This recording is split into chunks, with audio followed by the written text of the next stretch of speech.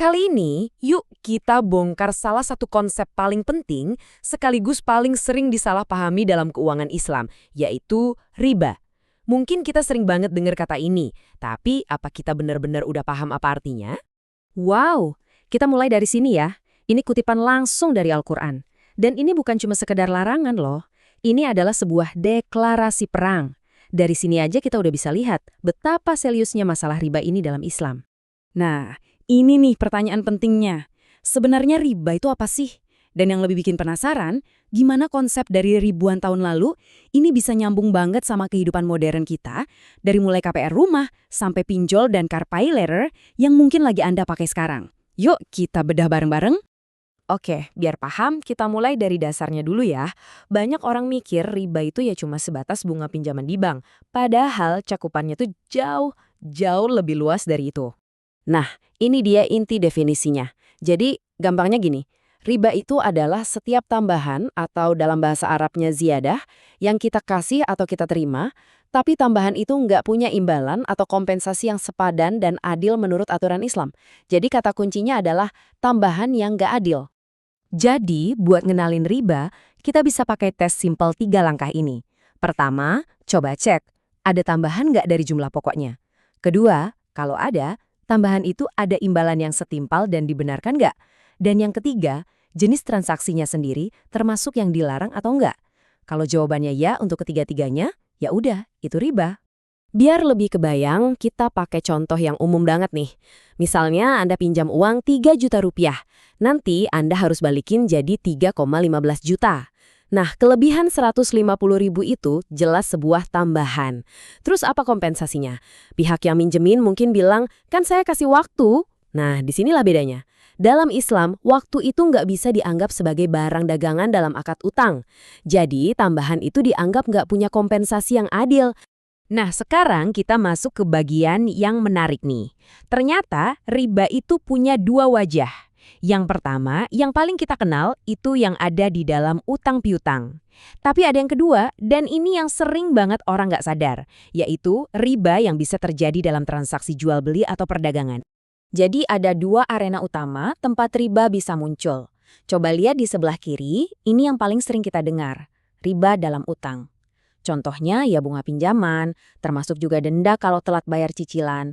Nah sekarang lihat ke kanan, ini yang sering terlewatkan, riba dalam pertukaran komoditas. Ini terjadi kalau kita nukerin barang sejenis, misalnya emas dengan emas, tapi takarannya beda, atau salah satunya ditunda penyerahannya. Nah ini contoh yang bagus banget buat ngejelasinnya. Bayangin, ada orang mau tukar 10 gram emas lama dengan 9 gram emas baru. Mungkin kalau dihitung harga rupiahnya sama kan? Tapi dalam syariat Islam ini nggak boleh. Kalau menukar emas dengan emas, aturannya ketat. Beratnya harus sama persis dan serah terimanya harus saat itu juga, nggak boleh ditunda. Selisih 1 gram itu, itulah yang dianggap riba. Oke, kita udah tahu apa itu riba dan di mana aja bisa terjadi. Sekarang pertanyaannya, kenapa sih larangannya sekeras itu? Kenapa sampai disebut deklarasi perang dari Tuhan? Jawabannya ada di dampak sistemiknya ke seluruh masyarakat dan ekonomi. Ini dia kuncinya. Riba itu nggak cuma dianggap sebagai dosa pribadi, tapi sebagai racun yang bisa merusak seluruh sistem. Satu transaksi riba, satu tindakan spekulasi yang didasarkan pada utang, dampaknya bisa masif dan mengguncang perekonomian sebuah negara. Jadi, ini bukan masalah kecil, ini masalah yang bisa merusak fondasi ekonomi. Jadi cara kerjanya gini, sistem riba itu bikin kekayaan ngumpul bukan karena ada kerja produktif, tapi cuma karena seseorang punya modal. Yang punya uang bisa bikin uang lebih banyak lagi, cuma dengan modal uang itu sendiri. Akibatnya apa?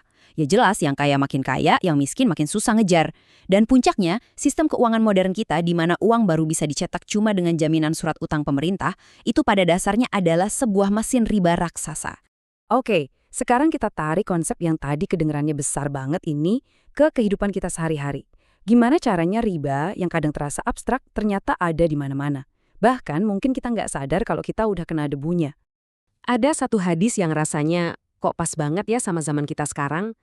Hadis ini seolah-olah memprediksi akan datang suatu masa di mana sistem keuangan itu begitu penuh sama riba. Sampai-sampai hampir mustahil untuk menghindarinya. Kalaupun kita nggak makan riba secara langsung, setidaknya kita pasti kena debunya. Dan ini bukti nyatanya di depan mata kita. Sebuah data dari OJK di Indonesia menunjukkan fakta yang cukup mengejutkan. 66% pengguna layanan pay later yang beragama Islam ternyata nggak sadar kalau ada potensi riba di dalam layanan yang mereka pakai. Ini menunjukkan betapa sudah dianggap normalnya sistem ini. Lihat deh daftar ini. Ini dia debu-debu riba yang ada di sekitar kita. KPR konvensional, cicilan mobil, pay later, bunga kartu kredit, bahkan rekening tabungan di bank konvensional. Ini semua adalah produk-produk keuangan yang dipakai jutaan orang setiap hari. Dan semuanya dibangun di atas struktur yang sama. Adanya tambahan pada utang yang didasarkan pada waktu. Oke, setelah lihat semua itu, mungkin rasanya jadi agak pesimis ya. Waduh, susah banget dong kalau gitu. Eits, tapi tenang dulu. Di bagian ini, kita nggak akan berhenti di masalahnya aja. Kita akan bahas solusinya. Langkah-langkah praktis apa yang bisa kita ambil.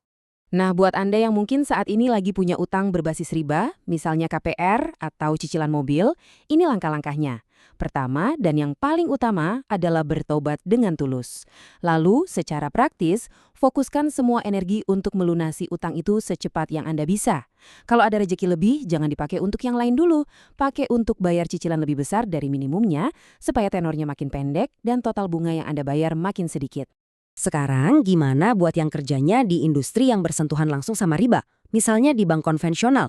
Panduannya adalah jangan gegabah resign besok pagi. Buat rencana, mulai siapkan exit strategi. Kumpulkan dana darurat minimal untuk 6-12 bulan biaya hidup. Sambil nabung, aktif cari kerjaan baru yang lebih berkah. Kalau dana darurat sudah aman atau kerjaan baru sudah di tangan, baru deh ambil langkah untuk pindah.